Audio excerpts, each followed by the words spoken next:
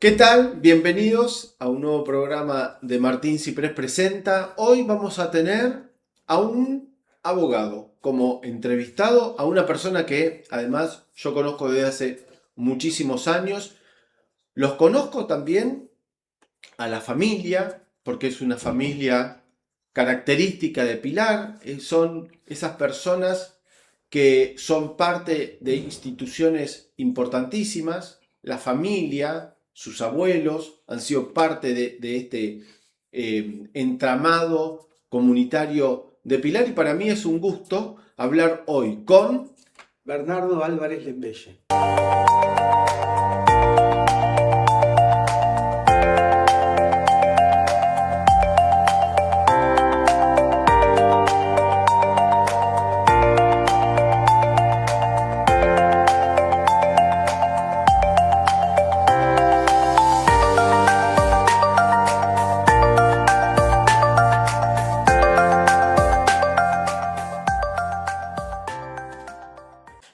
Bernardo, un gusto recibirte en este living.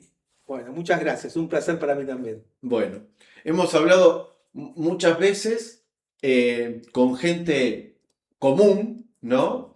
Que, que nos contó que fuiste designado como vicepresidente del Colegio de Abogados de San Martín.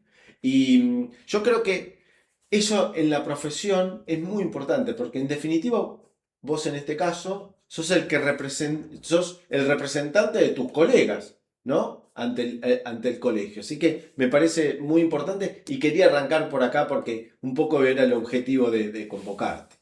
Bueno, muchas gracias. Sí, es así. O sea, soy el vicepresidente del Colegio de Abogados San Martín. En mayo hubo elecciones en el colegio, que de hecho son en mayo porque nos regula una ley provincial Ujú. que establece que en los colegios de abogados las elecciones son en mayo. Y en esta ocasión se eligió lo que es presidente por 4 años y lo que es la mitad del consejo directivo, en igual sentido, se eligieron 2 directores a la Caja de Previsión Social para Abogados de la Provincia de Buenos Aires y 3 miembros al Tribunal de Disciplina del colegio. La lista mía fue la ganadora y de esa manera fui elegido vicepresidente del Colegio de Abogados de San Martín, que como bien decís vos, somos los representantes de los abogados matriculados en el Colegio de Abogados de San Martín. Ahí vamos a volver en algún momento a hablar un poco de los abogados, de la profesión, de las cuestiones judiciales, porque estos colegios siempre están relacionados con una sede judicial y ahí hay mucho trabajo siempre para hacer. Pero quiero arrancar de otra manera. Quiero ir a tu infancia, ¿no? Tu infancia, Centro de Pilar, ¿no? El Pilar que nosotros conocimos de chico es distinto al que tenemos ahora, así que contame a dónde fuiste a la escuela, a la primaria, a la secundaria. Bueno, como bien dijiste vos, el Pilar que nosotros crecimos era un pueblo en el cual nos conocíamos todos, andábamos por la calle tranquilos. Hoy cambió radicalmente esto. Ya hoy Pilar forma parte de lo que es el conurbano, que antes estaba un poco aislado. Eh, yo vivía acá a la vuelta, Ujú. Belgrano y Pedro Grave, y fui al jardín y al primario al Instituto Modelo, que me quedaba a 2 cuadras. 2 cuadras. Y me acuerdo que en el jardín me llevaba mi abuela, Ujú. mi abuela Mema, la de la biblioteca, y después ya en el primario ya de a poquito iba solo, otra época, se podía andar solo por la Sí, calle. Después en el secundario estudié en el Instituto Verbo Divino, bien. que también ya iba solo. Ujú. A veces iba en colectivo, sobre todo en invierno, pero volvíamos caminando. Era otra época.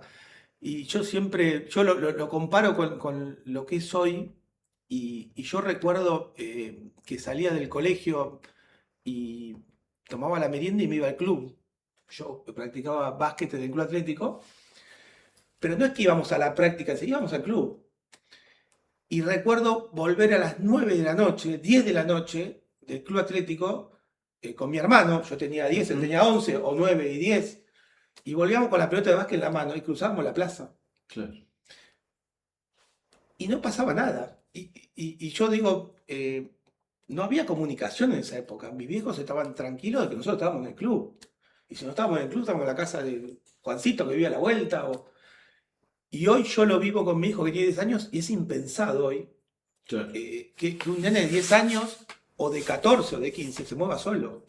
Entonces hay otra problemática. Tenemos que un Uber, que un remis, que llevarlo para acá, que llevarlo para allá. Que el contacto, que por WhatsApp, que dónde estás, o sea, cambió radicalmente Sí. a lo que nosotros vivimos como infancia, en lo que era el centro de Pilar, que era nuestra casa grande, digamos, ¿no? ¿Y cómo era ese centro de Pilar? Porque más o menos es fin de los 70 y todos los 80. Eh, Era muy tranquilo, Ujú. como te decía, andábamos de acá para allá y yo me acuerdo ya con 15 años que uno empezaba a salir a la noche y me acuerdo que había una matiné, que era para los de Ujú. 14, 15, 16, que era en el kilómetro 50, en Torre del Sol, Que parecía lejísimo, ¿no? lejísimo, me parece que era Pilar Ranch, pero no me acuerdo ahora en este momento, y nosotros íbamos y muchas veces volvíamos Claro. caminando por la colectora, pero no era algo peligroso. O sea, caminamos por la colectora porque era peligroso caminar al lado de la ruta en todo Claro. caso, pero por la colectora no. Y era otra cosa. Hoy es impensado lo que te Claro. decía. Y nos movíamos todos por el centro de Pilar. Era eh, El pueblo grande. pueblo grande y era un pueblo. Ujú. Hoy íbamos por la calle y nos pasó también. Y con la mitad de la gente se saludaba. Claro. Hoy conocés muy poca gente, pero porque obviamente se agrandó lo que es Pilar, y yo digo que forma parte del conurbano ya hoy, que antes no lo era. El conurbano llegaba hasta San Miguel, Claro. José Cepaz, Malvinas Argentinas. Hoy se corrió un poco más y somos parte del conurbano. Y bueno, con toda la problemática que genera, con los pros y los contras, Sí, sí, no sí. no es que estoy Pero cuestionando. en el medio pasó un boom, ¿no? Que Pilar Y sí, explotó desde el punto de vista de... Yo siempre cuento en este espacio, los datos que yo tengo es fin de los 80, entre 75 y 80 mil habitantes, 2000, 198.000, ¿no? Es decir, en 10 años te duplicó la cantidad de gente, principalmente con este boom de la autopista, de los barrios cerrados, y eso te cambió un poco. Mi pregunta es, ¿ustedes lo vieron venir? ¿Ustedes veían que había algo? Porque hoy, yo siempre cuento que hoy el Pilar es absolutamente cosmopolita, ¿no? Y tiene todos los servicios de cualquier ciudad que no le debe, no tiene por qué envidiarle nada a nadie, ni a la ciudad de Buenos Aires. Pero en ese tiempo de la transición, ¿ustedes se daban cuenta que estaba cambiando esto o fue más lento? yo particularmente no, y varios de mi generación no. Yo recuerdo que estábamos en el centro de Pilar y llegar a Panamericana, por San Martín, que era la salida, era como algo lejano, y llegabas y era todo campo ahí. Claro. Y yo recuerdo que en algún momento por ahí hay alguien que iba y compraba un lote sobre Panamericana, y yo decía, este tipo está loco, ¿cómo va a comprar ahí? Y seguramente la visión que tenía ese hombre, de empresario, yo no la tengo, y digo, si hubiera tenido plata, ¿cómo no comprar algo ahí? Que hoy Claro. valdría 100 veces más. Lo mismo cuando, eh, yo recuerdo cuando era acá en San Martín, en el Carrefour, en el complejo, Sí. que era una quinta, y la salida de la 25, donde hoy está la Action y está Percy al lado, era una quinta. Y yo digo, ¿cómo van a comprar ahí? Estos tipos no entienden nada, decía yo. Y la verdad que con el tiempo, el que por ahí, el que no la vi, fui yo y muchos de nuestra generación. Porque era irse para el lado de San Isidro para ver Claro. que iba avanzando hacia este lado todo lo que es la Panamericana y todo lo que rodea la Panamericana. Todo las empresas, los edificios de oficinas. Y hoy casi que lo que es el movimiento en sí está sobre Panamericana. Y uno casi que viene al casco. ¿Y hay a hacer un reminiscencia trámite. en vos de ese pueblo que pasó? ¿O uno dice, bueno, es la vida que va creciendo? Es decir, lo que le pasó a Pilar es que el progreso o el desarrollo, no digo que lo pasó por arriba, pero que le dio otra fisonomía, ¿no? No, a ver, bienvenido el progreso en sí Ujú. y el crecimiento de Pilar. Se dio de esa manera porque evidentemente tenía que ser de esa manera. A mí me parece que está bien. Sí, por ahí a veces uno ve lo que es el centro y le trae recuerdos, es decir, por ahí no está tan lindo como estaba antes, por distintos factores, y uno tiende más a que si se quiere ir a comprar algo, algún comercio o lo que sea, termina yendo más para el lado de Panamericana. Ujú. Entonces yo digo, hoy me quiero ir a comprar una camisa y lo primero que pienso es ir a Palmas, por ejemplo.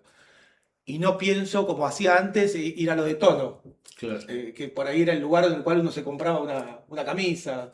Lo puse como ejemplo, porque, Pero sí, Tono pero ha pasado por acá también claro, y nos ha contado ese proceso que, por eso te digo, uno recuerda, igualmente hoy, si uno anda por el centro de Pilar, sigue pasando eso que vos decías como una magia, ¿no? En donde vos te encontrás con una persona y te quedás charlando, ¿no?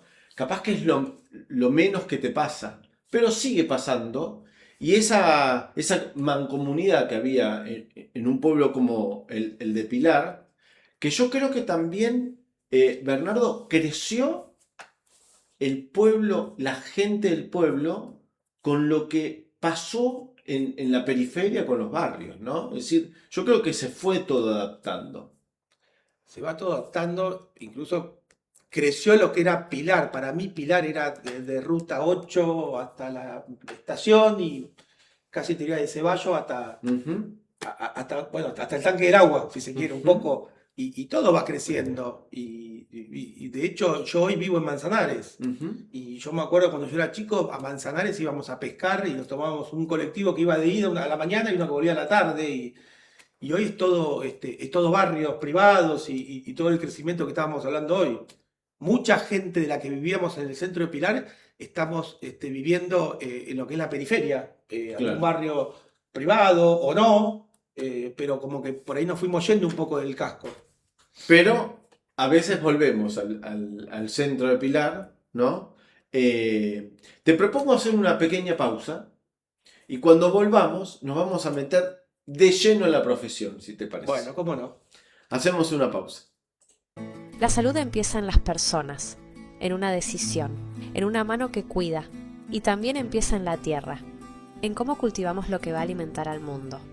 Porque cuidar la salud también es cuidar lo que nos alimenta, donde la salud y el campo se encuentran unidos por la ciencia. Si es Bayer, es bueno.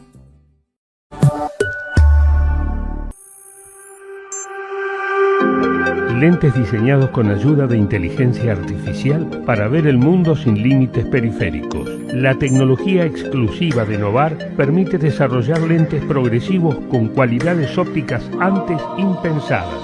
Mira para allá, para el otro lado, para arriba, para abajo, con absoluta naturalidad. iLens, tecnología Novar. Ver para creer.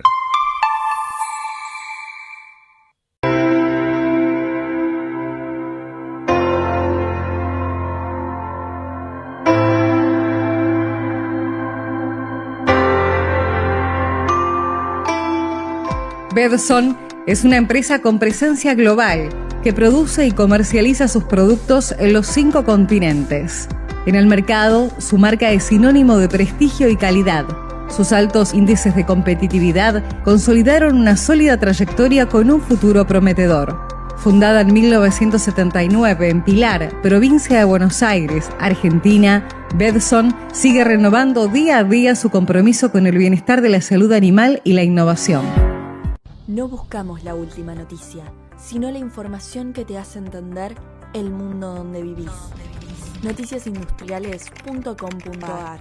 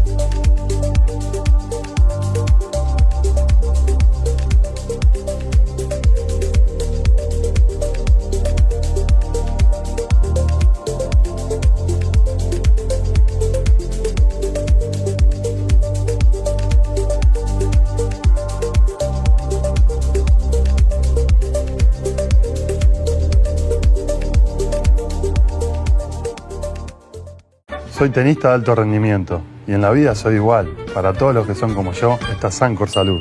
Hacé como yo, que le pongo la firma a una cobertura de alto rendimiento. Sancor Salud. La buena salud es todo.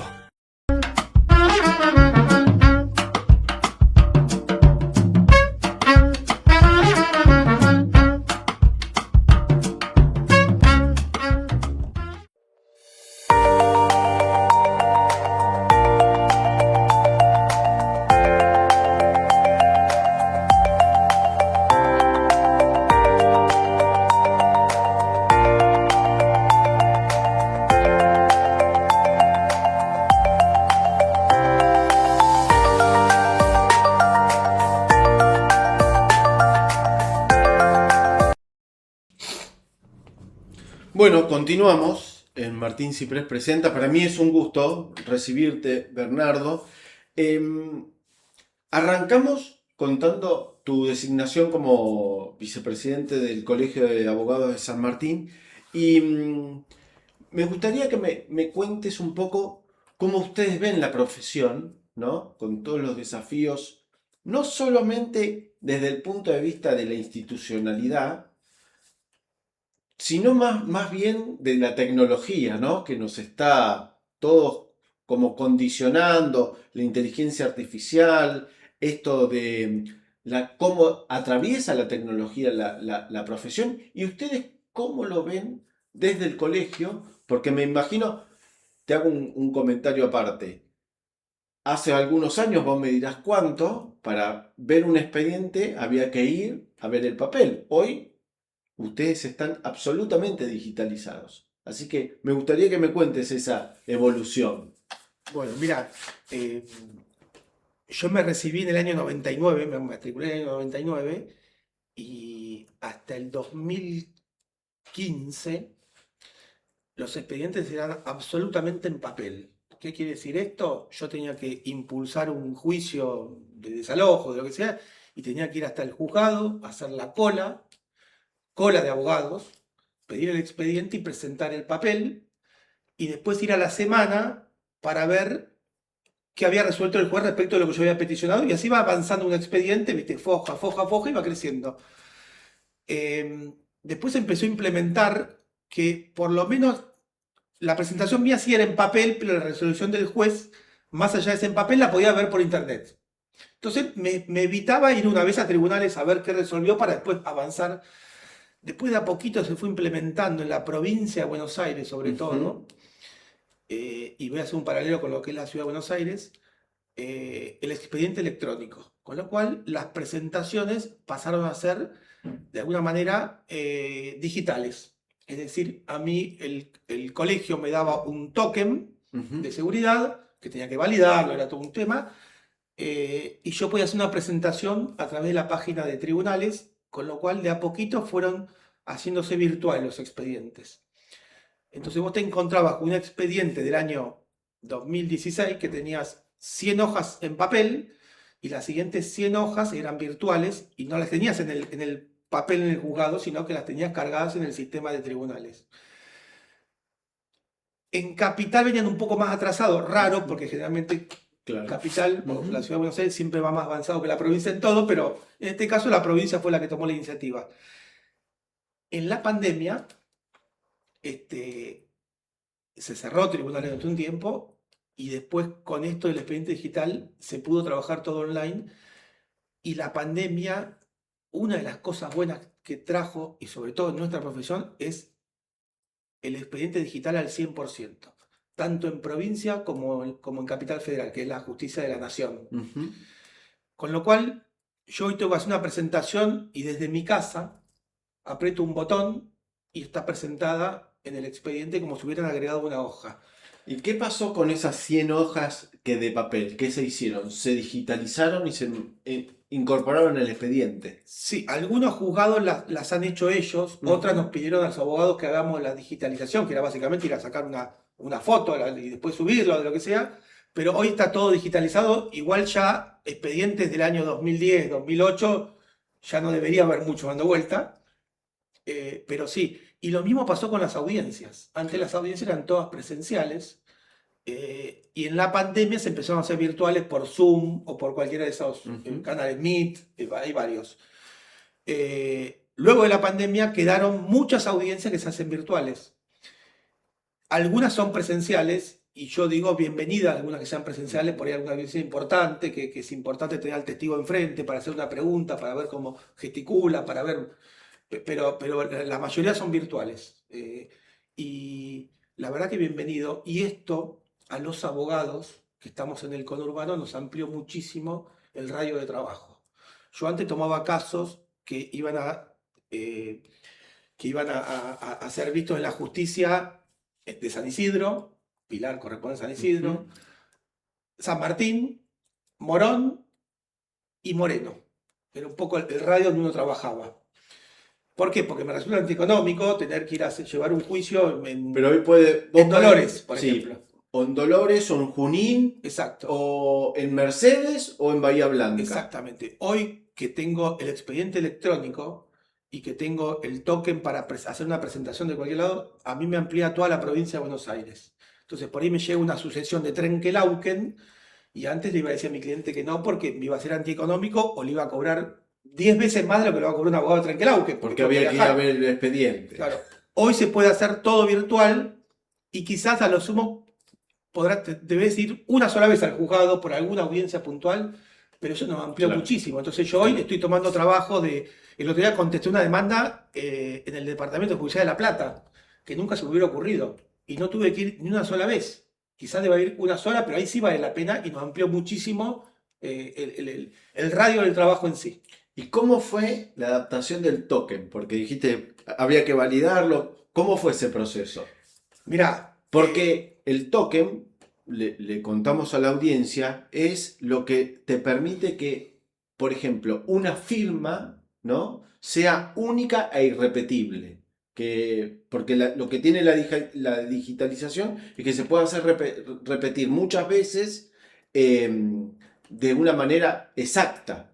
El token le permite a uno tener una firma y que sea solamente la firma de uno o, no sé, un expediente. Bueno, fue un revolucionario el tema del token. Fue revolucionario.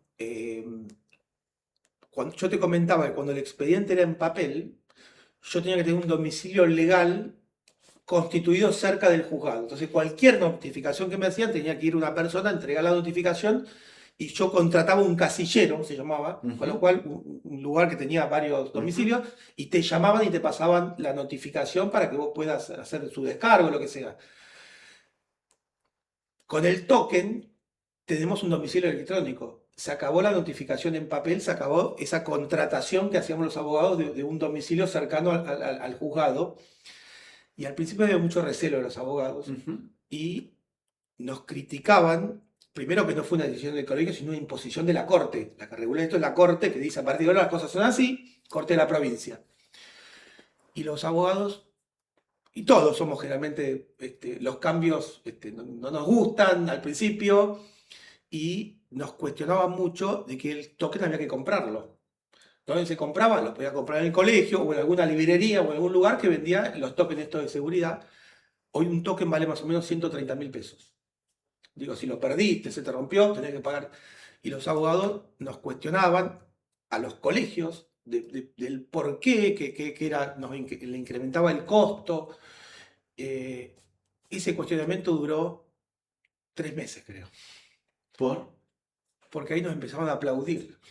De que con el token dejaban de contratar un casillero en Morón, uno en San Martín, uno en San Isidro, uno en Bahía Blanca, y que además que le amplió el espectro de trabajo y que hoy no tienen que ir hasta Loma de Zamora a hacer una presentación, apretan un botón desde acá y está presentado, con todo el costo que lleva ir hasta Lomas, ir hasta cualquier lado, costo de estacionamiento, peaje, nafta y tiempo.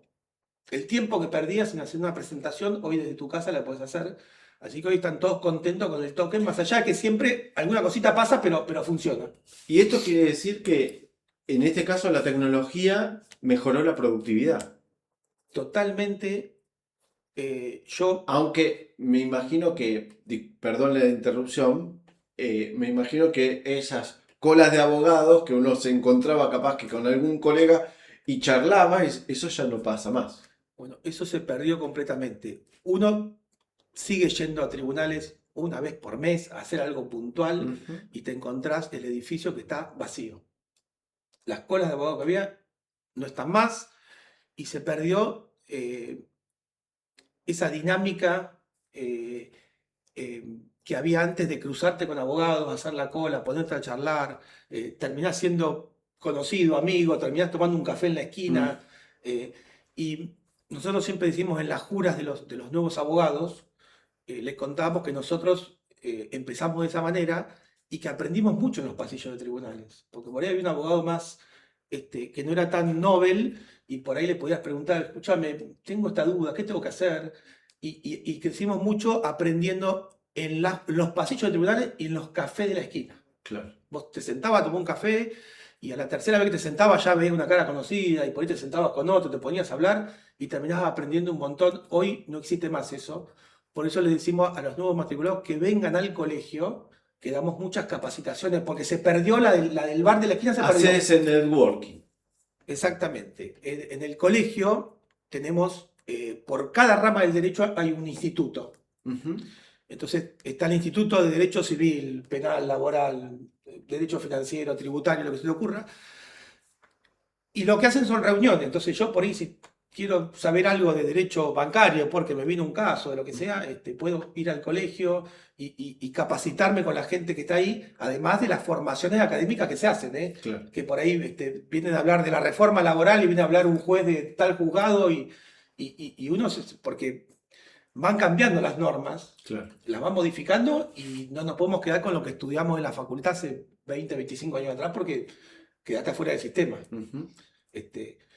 Pero bueno, yo siempre pongo de ejemplo, yo estudié con el Código Civil viejo. Claro. En el 2015, creo que fue 15, Sí, con el sí. gobierno de Cristina, modificaron el Código Civil, que es la ley madre, y aclaración, bienvenido que lo hayan modificado, estamos estudiando con un código de 1800 y pico. Claro. Y tuve que volver a estudiar. ¿Qué hice? Capacitaciones en el colegio, que duró todo un año, y pude, de alguna manera, ayornarme al nuevo código. Hoy, más cercano, estamos pensando en la reforma laboral que hubo este año, en la ley base que hubo hace 2 años, creo, y van cambiando las normas. Entonces, Y eso hay que estar absolutamente capacitado. En un momento uno compraba de una editorial las fichitas para estar actualizado, ¿no? Hoy lo tenés a un clic, como vos decís, a un botón de distancia. Hoy está todo en internet. Por supuesto que por ahí en los colegios de abogados que tenemos la obligación de una biblioteca, está la biblioteca física y sobre todo están los códigos civil, penal, comentados, que es un poco lo que nos nutre, pero todo lo demás que es actualizaciones, jurisprudencia y todo eso, casi que es todo virtual hoy. Claro. O sea, está todo en las plataformas de los colegios de abogados, de las distintas editoriales que tienen jurisprudencia, pero yo hoy a veces digo estoy en el estudio y tengo que ver el código procesal y no voy y busco el papel que lo tengo ahí. En el momento pongo en internet código procesal, artículo tal y lo leo. Claro. Claro. Que es más fácil. Bernardo, pensar la carrera que estás haciendo dentro del Colegio de Abogados de San Martín, uno, que lo conoció tu padre, está viendo un poco el mismo camino, ¿no? ¿Qué te pasa con eso? Con esa reminiscencia, con esas experiencias. Me imagino que vos lo has acompañado. Le recordamos a la audiencia que Jorge fue presidente del Colegio de Abogados de San Martín durante 2 periodos y también fue presidente del Colegio de Abogados de la provincia de Buenos Aires, que para la abogacía es el máximo tribunal, que es el que tiene la relación directa con la Suprema Corte, ¿no? Con la Suprema Corte, con el Ministerio de Justicia. Con el Ministerio Público. Y yo recuerdo, en esa época yo trabajaba en la ciudad de La Plata, en una agencia, y me tocaba ir a cubrir actos, y yo a Jorge me lo crucé muchas veces y siempre uno tenía el teléfono de Jorge a mano porque siempre había alguna cuestión judicial que consultar. Así que para mí, Jorge, si uno ahora a veces no se cuentan estas cosas, pero era una gran fuente. Totalmente. Sí, yo primero para mí fue un orgullo que Jorge, que mi papá haya sido el presidente del colegio en San Martín, que haya sido reelecto, incluso que haya sido nombrado en la provincia, que es un poco el cargo máximo. Y yo, bueno, somos 4 hijos, Ujú. 3 abogados, y yo fui un poco el que lo acompañé más y el que me picó el bichito de lo que es la colegiación en sí, y me gustó, y fui un poco el que más estuvo con eso, y de hecho tenemos una agrupación de abogados dentro de San Martín que la lideraba él, y hoy la lidero yo, que fue un poco lo que acompañamos en esto del oficialismo, que fuimos los que ganamos las elecciones. Pero sí, para mí es un orgullo seguir un poco los pasos de Jorge.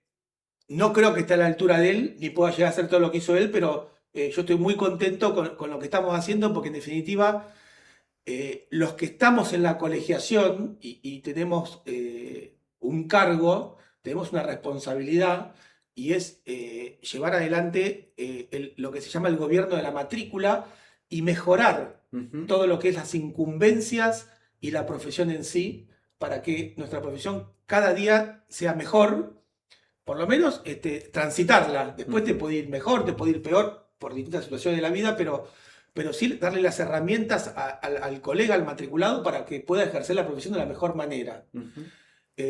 Así que sí, mucha gente me cruza a veces en los pasillos, y me recuerda de mi viejo, y yo siempre lo recuerdo con una sonrisa, porque para mí es un orgullo Claro. que haya hecho todo eso, y, ojalá que pueda seguir un poco los pasos de él. Yo creo que sí, porque cuando uno ya tiene el camino marcado es mucho más fácil, ¿no? A veces es difícil ir armando camino. No te quiero despedir en esta charla, te quiero agradecer mucho que hayas venido, porque tu agenda lo permitió y eso lo quiero agradecer, Bernardo, pero no me quiero ir, no te quiero despedir sin tener una, una pincelada, ¿no? Con respecto hablaste de tu abuela, tu mamá es la presidenta de la biblioteca es parte de la vida de los Álvarez de Embella, así que no quería dejar que me cuentes una pincelada y dejarnos unas palabras para Sonia. Bueno, la biblioteca es parte de la familia Álvarez Lembeye. Como dijiste vos, que siempre estuvo atrás de la biblioteca, Ujú. para el funcionamiento. Y primero trabajaba mi tía Nené, Claro. burgueño de Marchi. Trabajó pocos años, después la dejó a mi abuela, que fue una institución dentro de la propia institución. Eh, y mi mamá es la presidenta hace muchos años y es la que se ocupa, porque poca gente se ocupa de la biblioteca. Y yo me crié mucho en la biblioteca. Claro. Yo estaba mucho en la casa de mi abuela, que quedaba enfrente, y a Claro. una cuadra de mi casa. Mi mamá trabajaba doble turno, mi papá se iba a la mañana, volvía a la noche al estudio, y yo estaba mucho tiempo en la biblioteca, muchísimo tiempo.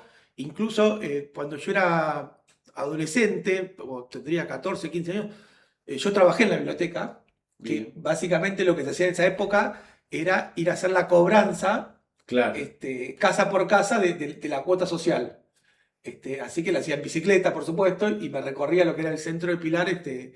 Eh, Hoy es todo virtual eso, Hoy es todo ¿no? virtual, Y pero que yo soy parte de la biblioteca también y acompaño a la comisión directiva, principalmente a Sonia, que ahí lo único que hacemos es colaborar en lo que haga falta, ¿no? Así que para mí la biblioteca es una de las instituciones más importantes de Pilar. Más allá de sus años, ¿no? Porque ya tiene más de 100 años, pero te quería agradecer, Bernardo, que hayas venido. A mí me interesaba esta charla.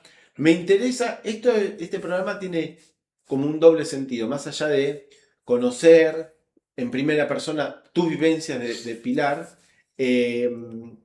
a mí me parece que tu designación como vicepresidente debe ser un orgullo para la población, porque en definitiva esos puestos lo va tomando gente, más allá de que uno conoce, uno debe confiar en esos procesos, ¿no? Así que a mí me parece muy importante esa designación. Bueno, muchas gracias. Yo te agradezco la invitación. Una última aclaración. Los cargos dentro de lo que es el Colegio de Abogados son todos ad honorem. Bien. O sea, lo hacemos porque nos gusta. Yo voy al colegio y lo siento como mi segunda casa y veo y trabajo pensando en cómo hago para mejorar la profesión, porque en definitiva me beneficia a mí también.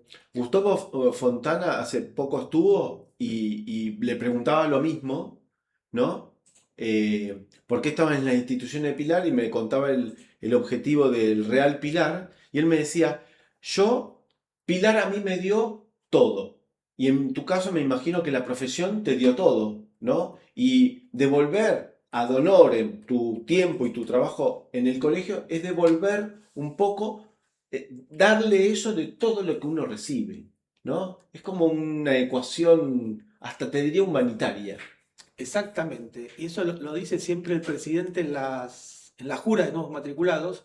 Nosotros, los colegios de abogados, por ley, tenemos la obligación de tener una biblioteca y tenemos la obligación de tener un consultorio jurídico gratuito para los pobres.